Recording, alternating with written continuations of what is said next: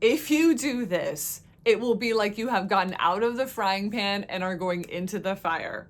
It will be like if you're playing that child's game, Chutes and Ladders. You make it all the way to the top of the board and then you land on a chute and you slide all the way back down, losing your progress. When you first leave a narcissist, an emotional abuser, psychological abuser, etc., you will feel like you are in the water and you just left your life raft. And you might be like, no, that's actually the opposite, but just stay with me. Even though that person was harmful to you and toxic to you, there was a bond there that you felt connected to this person, which is why you stayed to begin with. Maybe you were looking for validation from that person that never came. Maybe you were looking for love and that person gave you false senses of love and then just twisted it and turned it into an abusive weapon against you. Whatever it was, you were still in relationship with that person. And now that you are separated, you can feel like you're in the water and you just left your life raft and you are not sure how you're going to stay afloat. When someone is in the water and they just left their floaty, panic can set in and they can think, what is the first thing that I need to do in order to survive? And many people's go-to is to quickly find another floaty. They're looking for the quick fix. They're looking for a way to just keep their head above water and survive. And in their minds, they think the easiest way to do that, let me quick jump into another relationship that will help keep me afloat. That person will be different. They'll be the one that I'm looking for. They'll treat me differently. Now I know the signs to look for in order to know what to avoid. The problem with that thinking is that our brains can get used to certain cycles of thought.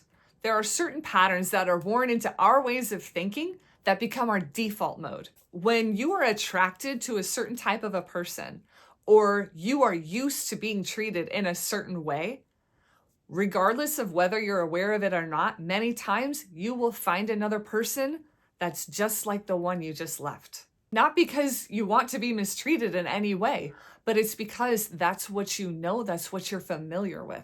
So if you're not supposed to jump right into another relationship, then what are you supposed to do? How do you keep from drowning? When I was teaching my daughters how to swim in a pool, we stayed in the shallow end where they could easily reach the ground. And they would have their flotation device. It made them feel comfortable and safe.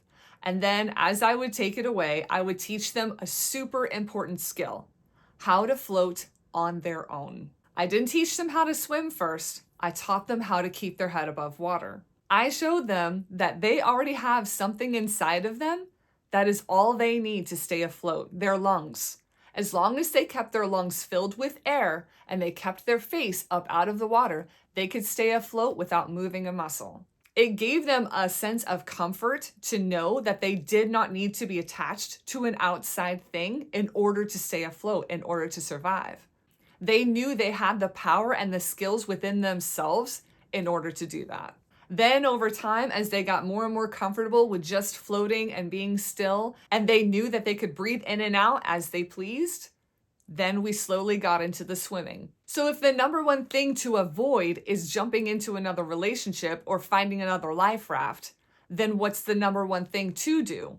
It would be to learn how to float on your own, to know that you have what you need inside of you in order to keep your head above water without an outside source. It's terrifying. It's so scary sometimes to be alone when you are used to having a person, even if that person is abusive. There are plenty of other relationships that you can still be involved in with friends and with family and other people that you love or coworkers that you're close with that are healthy relationships, and they can also help you through this time. But overall, to learn how to stand on your own 2 feet, how to keep your head above water by tapping into what is inside of you, that will be so crucial to you right now.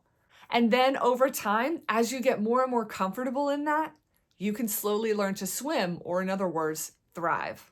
Then you can really start to move and go the places that you want to go in life. But if you are going to immediately jump and find another person to be in a relationship with and cling on to them and hope that they keep you afloat, there is no guarantee of happiness there, no guarantee of peace, and no guarantee of not repeating the same pattern. Once you get into a place where you know that you can be okay on your own and you can do well on your own, then you will be in such a better position to find another relationship. You won't be dependent on somebody else in order to know your own value.